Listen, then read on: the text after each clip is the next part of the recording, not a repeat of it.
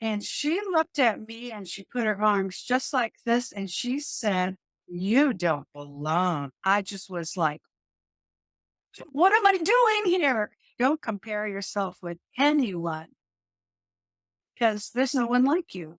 No wonder we feel bad because you're not being yourself. You're trying to be whoever you think you're supposed to be. Thanks for tuning in to the Vibrant Soul Society. I'm your host, Baba Sam, the Miracle Man. Today we have a special guest with us, a nice, vibrant, bright soul, Rami. Welcome to the conversation. Thank you. So, who is Rami? Ramie is a woman, a grandmother, a wife. And then I have the spiritual side. The spiritual side sometimes speaks louder than the others. And I drive them nuts sometimes, my family, but they're pretty good. They take what they want and leave the rest. I became a yoga teacher just about 20 years ago and changed my life. I studied at an ashram in Virginia and learned meditation and yoga. I signed a piece of paper saying I wouldn't have any alcohol, sex, coffee, drugs, nothing. And it changed my life. It really did. Since then, I've added to my repertoire. I teach meditation. I am a life coach, a spiritual life coach. I use hypnosis. I love it. I absolutely love healing hypnosis and an energy healer. And I do weddings. So that is Rainy. So, what got you into spirituality? Was there anything in particular in your life that got you looking to the other side? I'm an immigrant from a mother and father who were in Germany at the concentration camp. Mm, I came in with a lot of sadness and not really being uh, placed anywhere. I felt disconnected. I just kept feeling all those feelings. I started drinking, thinking that would numb the pain. I didn't even know what I was doing, but I know now that I wasn't grounded. I wasn't in my body. All I was doing was replaying the same old things. I'm not wanted. I'm not loved. Where do I belong? I don't really belong in America. I really don't belong in Germany because I was born there after the war. I really don't belong in former Yugoslavia because my parents never went back. So I just had a huge meltdown. Once I started feeling my feelings, I realized I was spiritual because this lady I was working with, I started a travel companion service because I had just trained to become a tour guide. And no one was traveling because it was 2002, right after 9/11. So I came home and put an ad in the paper. We'll travel and run errands with you or for you. And one of the richest women in the area answered the ad. And that's what became the travel lady. So I traveled with these women. They were all in their late 70s, 80s. They were extremely wealthy. Their children were raising their children, so they didn't have time to take mom anywhere. And their husbands usually were deceased. So I fit the bill. My house burned down, and my kids were, the youngest one was 18. So it was a sign, go and do what you want. I traveled with these ladies, and it was quite interesting. The first lady in my third season with her, I wouldn't always go with her. I'd come back and then go on again. In the morning, we always met at 9 o'clock. And it was a millionaire's home. So she's at the North 40 and I'm at the South End. And we would always meet in the kitchen. And I always went and saw her planner because it was huge and she had everything she was going to do. On the planner on Friday that week, there was a blues concert at the club. I said to her as she came into the kitchen, I see you're going to the blues club. And she always did this. I have no one to go with. And it was just drama. She had a plethora of friends right there and in the same complex. Anyways, I said to her, well, I love the blues. And she looked at me and she put her arms just like this and she said, you don't belong. I just was like, what am I doing here? So I went to my room and got my yoga journal out, the magazine. I always read it cover to cover, never took a class. I read this magazine, and on the back cover was a picture of Swami Satchinanda.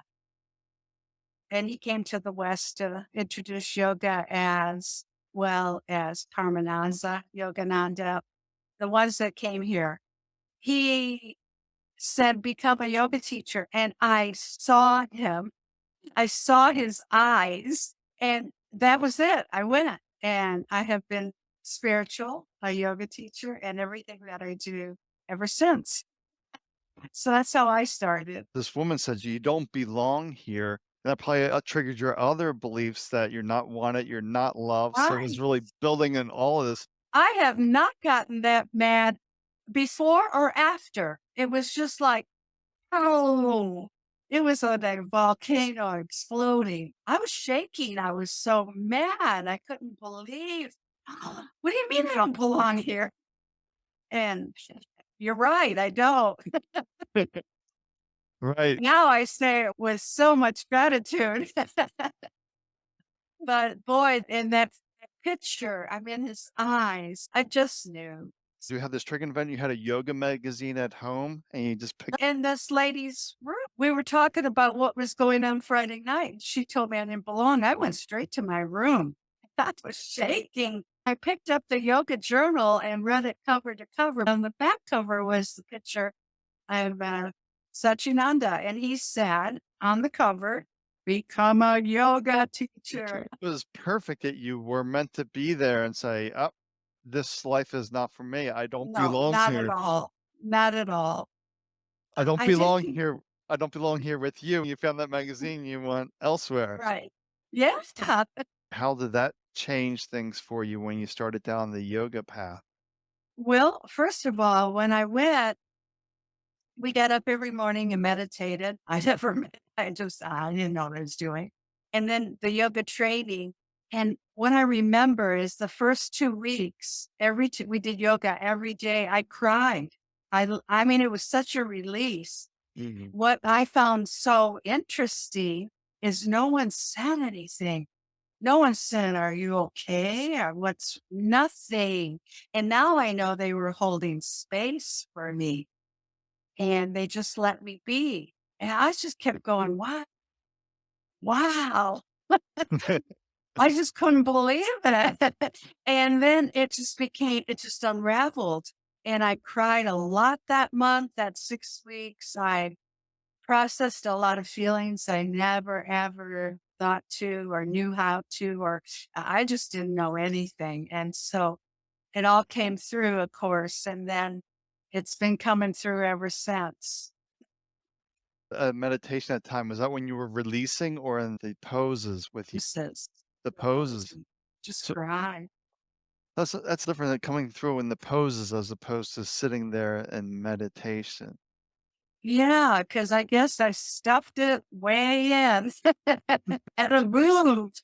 I mean, because I just had so much to release, so much, as we all do. So the movement helped you release it because meditation wasn't moving it forward for you. So Right. it was the poses that were moving it for you. Right. What was that Yeah. environment like that you were in? I'm sure it was a whole new surroundings, meditation, yoga. That was a whole new lifestyle.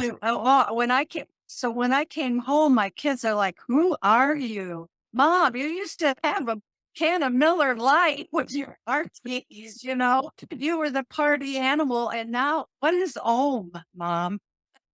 Mom, who are you?" Oh man, that was weird. Of course, back 20 years ago in Kansas City, it wasn't as big as it is today. Yoga was still a little off the beaten path. It was a totally different environment. I came home and I knew that's what I was meant to do, but I didn't know how hard it was to weave it into my daily life. I teach 4 classes and I have clients that come to me for hypnosis. Once you come to my class, the best part is savasana, the deep relaxation. I get remarks like, I didn't know I could relax like that because I do have a calming voice and they trust me and it's beautiful. And I just tell them, they're beautiful and calm down and give up the resistance. So, but that took 20 years to build this confidence because no one was claiming they were spiritual back then. But we're all spiritual, just forget that fact. That's right. And it's good you can help people relax because they are just too wrapped up in the daily Oh, drama. I have a partner that I teamed up with this year, and we're offering hypnotic sessions on Saturdays. Last Saturday, I couldn't go. I went out of town. My business partner said, I wish you were here. This lady was laying down, going through the process of relaxing me. She got up 6 times to go to the bathroom. And she says, if you were here, I know you would have calmed her down. That's so good to hear because that's it. We've got to calm down and realize that are safe. We are safe to be who we are. That's a big thing. People don't have that. They've given up their authority in life, and so they don't feel Right. safe to be themselves. I'm glad I have that skill or demeanor, as them call me. When you're safe, you can smile, you can be yourself. You certainly don't worry about what people are thinking about you. You're Right. safe. You love being who you are. You love who you are because you're unique. That's what I think we all do until you know better is you don't compare. Don't compare yourself with anyone because there's no one like you. There's no one like anyone. Be yourself. Yeah. That Mm, took a while.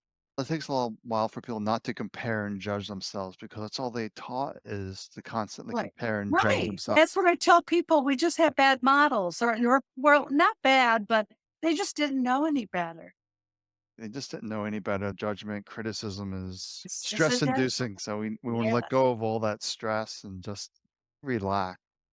Now, I can imagine your kids and your husband at that time. You went from with this beer and this lifestyle, and you came back 6 weeks later, and you were just Yeah. It was quite the adjustment.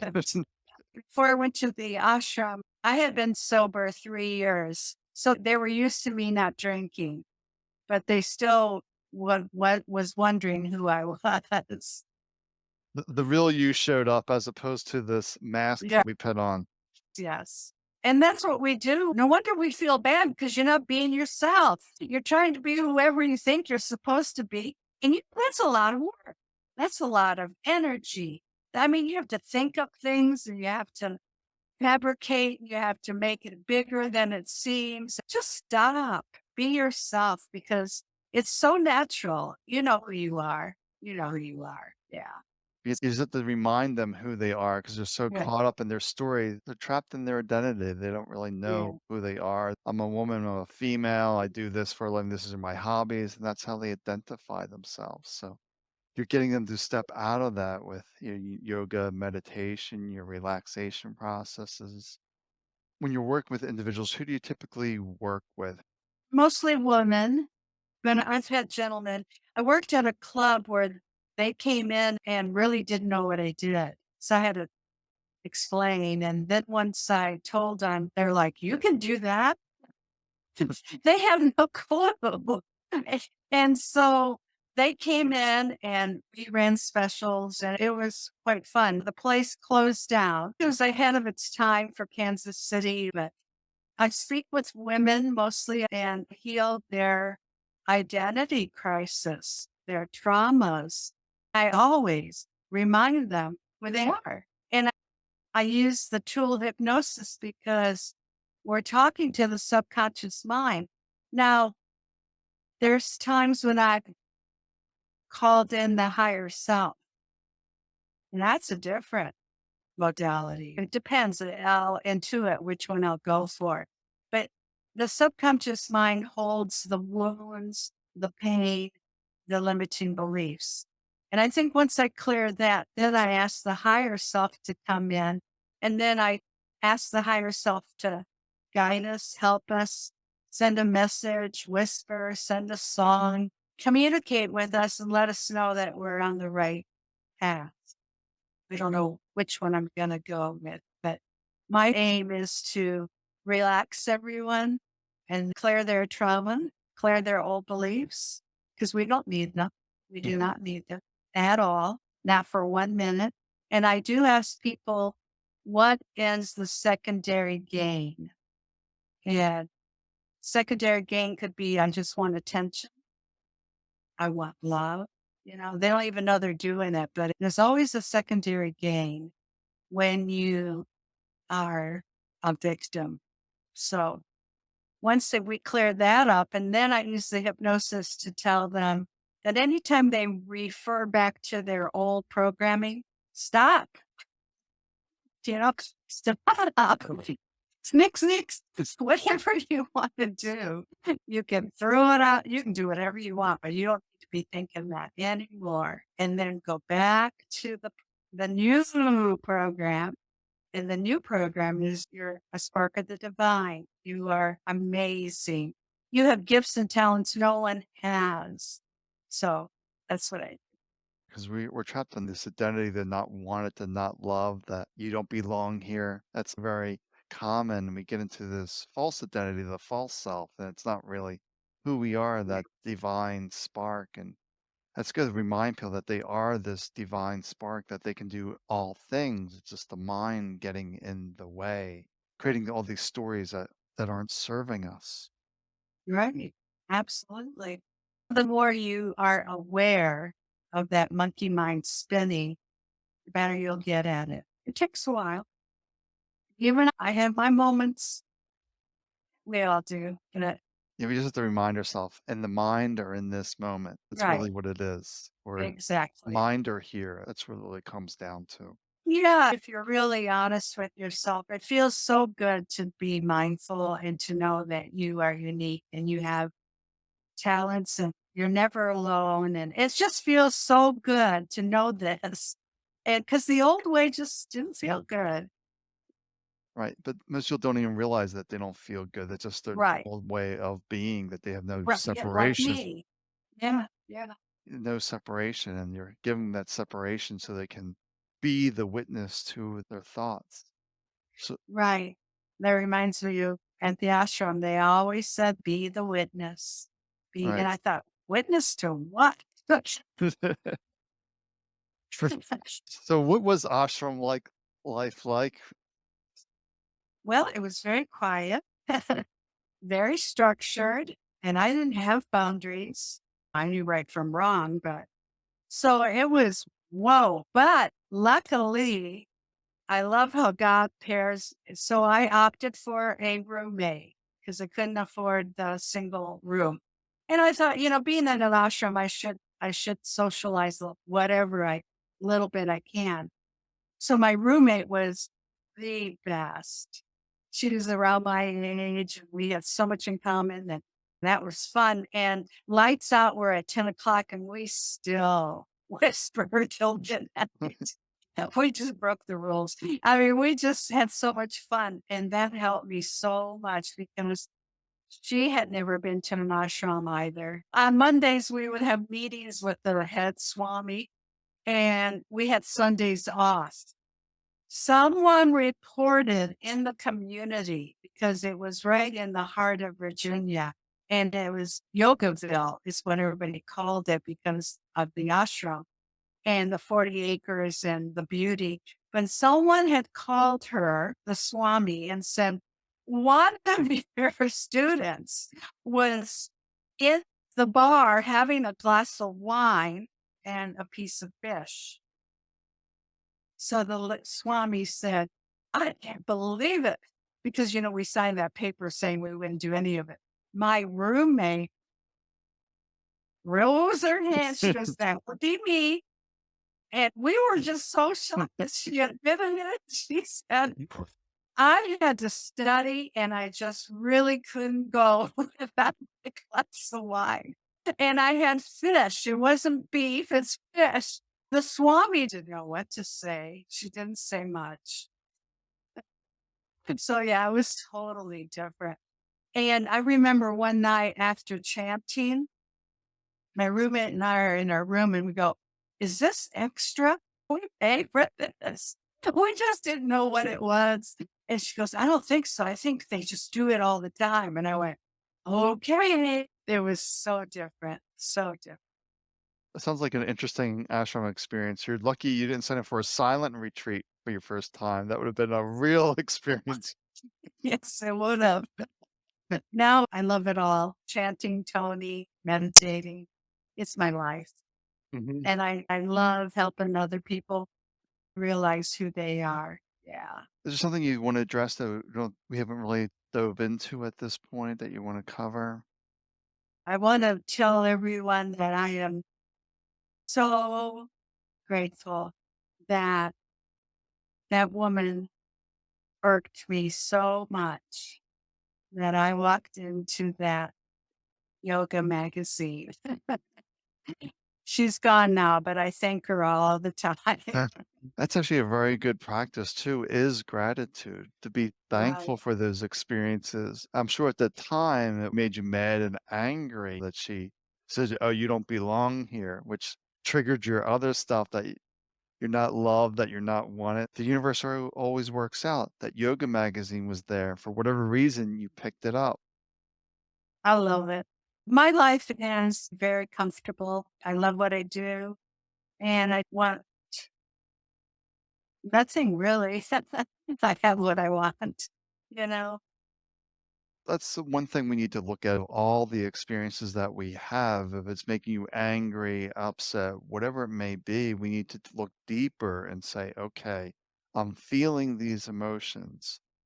How do I get out of these emotions? How do I stop getting controlled by these emotions? I think that's an important practice. You had the tool there to help you out, the yoga magazine. I'm sure just reading that yoga magazine, the various articles was something Was else. was uplifting. Just Yeah. think something else, something to pull you out of that, that there was an outlet there. And this is really Yeah. curious, grabbing a yoga magazine is a little unusual. Now that we look back and it's all in divine order, isn't it? It's all in divine order, and the mind's overthinking things constantly, trying to figure things out. If we can Right. simply relax, we know the way forward. That's right. Now, I am not a guru or a saint, and I do have my buttons pushed when it comes to my children, and they're adults, but they can trigger me, but that's okay. I don't go get drunk over it anymore. I don't stuff it. I look at it. I'm the observer, and then I decide what to do. It's reminded me of a story that Eckhart Tolle talks about. If you think you're enlightened, go live with your parents for a while. No kidding. And my husband, boy, woo, has he come a long way. Yesterday, he told me all the stuff you believe in and buy. I go, like what? And he goes, well, those essential oils. I go, you know, they help. He didn't really say much after that. Yeah.